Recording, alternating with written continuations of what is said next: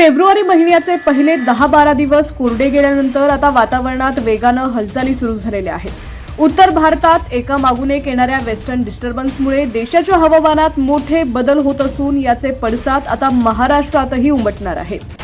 येत्या 17 आणि 18 फेब्रुवारीला महाराष्ट्राच्या काही भागात पावसाच्या हलक्या सरी कोसळण्याची शक्यता हवामान विभागानं वर्तवलेली आहे। बातमी सविस्तर पाहूयात, पण त्याआधी तुम्ही जर चॅनलला सबस्क्राइब केलेलं नसेल तर नक्की सबस्क्राइब करा आणि फॉलो केलं नसेल तर नक्की फॉलो करा, जेणेकरून आमचे अपडेट्स लवकरात लवकर तुमच्यापर्यंत पोहोचतील। हवामान अंदाजानुसार अरबी समुद्र आणि बंगालच्या उपसागरातून येणाऱ्या आर्द्र वाऱ्यांमुळे जमिनीवर एक ट्रफ म्हणजेच कमी दाबाचा पट्टा तयार झालाय।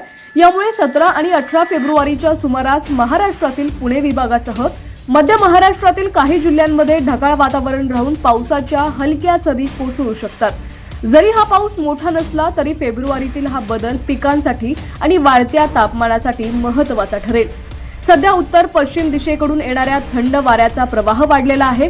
डोंगराळ भागात झालेल्या बर्फवृष्टीमुळे हे वारे बर्फील आणि थंड आहेत। यामुळे गेल्या 2 दिवसांपासून महाराष्ट्रातील किमान तापमानातील घट झालेली असून रात्रीचा गारवा वाढलाय। उत्तर महाराष्ट्र, विदर्भ आणि खानदेशात पारा काहीसा घसरल्यानं पुन्हा एकदा थंडीची जाणीव होतीये। पुढील 48 तास ही स्थिती कायम राहणार आहे। महाराष्ट्रात पावसाच्या हलक्या सरींची शक्यता असली तरी दक्षिण भारतात मात्र परिस्थिती गंभीर होऊ शकते। बंगालच्या उपसागरात एक कमी दाबाचं क्षेत्र तयार होत असून त्याचं रूपांतर वेलमार्क लो प्रेशरमध्ये होण्याची शक्यता आहे। याचा सर्वाधिक तडाखा तमिळनाडू आणि श्रीलंका या भागांना बसेल।